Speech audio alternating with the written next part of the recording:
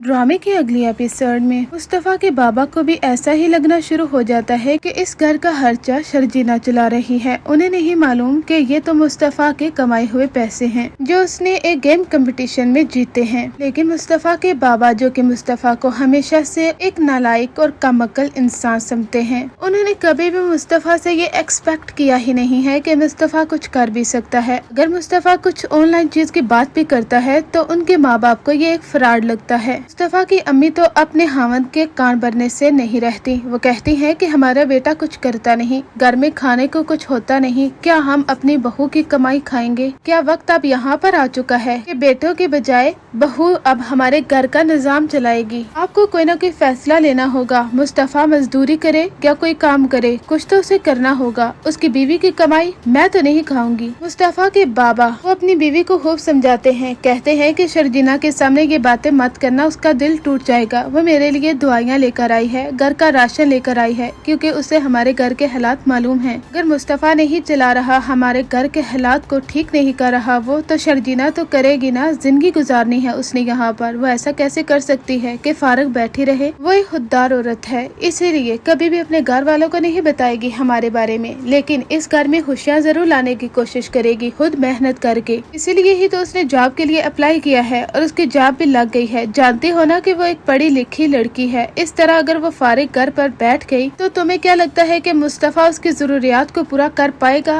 अगर कल को शर्जीना ने लैदगी का ऐलान कर दिया तो फिर हम क्या करेंगे? लेकिन उनकी बीवी कहती हैं, क्या मुस्तफा को समझाए ना, ये बातें आप मुझे क्यों समझा रहे हैं? इधर सब लोग खाने के टेबल पर बैठे होते हैं तो मुस्तफा के बाबा मुस्तफा को बातें सुनाना शुरू कर देते हैं। जैसा कि मिडिल क्लास फैमिलीज में तो होता ही है कि बेटों को अच्छी खासी बातें सुनाई जाती हैं कि वो कमाता क्यों नहीं है। यानी अगर उससे कुछ तवक्को की जाए, उसे आराम और प्यार से समझाया जाए तो वो कुछ भी कर सकता है। लेकिन कुछ बातें लोगों को ऐसे तोड़ कर रख देती हैं कि उनका कुछ भी करने को दिल नहीं चाहता। मुस्तफा के बाबा मुस्तफा से कहते हैं कि आप समझदार हो जाओ, तुम्हारी बीवी भी है और कल को तुम्हारी औलाद भी हो जाएगी। इस घर का निजाम भी तुम्हें चलाना है। अदील को तो हमने इस घर से निकाल दिया है क्योंकि उसने जो कुछ हमारे साथ किया वो बिल्कुल गलत था, इसलिए उसकी इस घर में कोई जगह नहीं है। हम भूखे सो जाएंगे, भूखे मर जाएंगे, लेकिन उसको इस घर में रहने की जगह नहीं देंगे। मुस्तफा, तुम्हें कुछ करना होगा। वक्त से पहले मैं तुम्हें समझा रहा हूँ, इसलिए मेरी बात समझने की कोशिश करो, कुछ करो। अब तुम पर एक बहुत बड़ी जिम्मेदारी है शर्जीना, उसकी बातों को समझो। इतनी ज्यादा बातें सुनने के बाद मुस्तफा कुछ नहीं बोलता और खामोश बैठा होता है। शर्जीना कहती है कि बाबा मैं सच कह रही हूँ, ये पैसे मुस्तफा ने ही कमाए हैं। यहाँ तक कि इसने एक गेम बनाकर 3 लाख रुपए भी कमाए थे, वो भी इसने ऐसे उड़ा दिए। हाँ, ये समझदार नहीं है, लेकिन वक्त के साथ साथ समझदार हो जाएगा। इसमें बहुत ही टैलेंट है। बाबा अगर ये एक गेम भी बनाए ना तो लाखों कमा सकता है। और आपकी दुआएं मैं नहीं बल्कि मुस्तफा के पैसों से लाई गई हैं, और घर में जो सौदा आया है वो भी मुस्तफा के पैसों से ही आया है। ये बात आप क्यों नहीं समझ रहे? मुस्तफा की अम्मी फौरन से बोलती हैं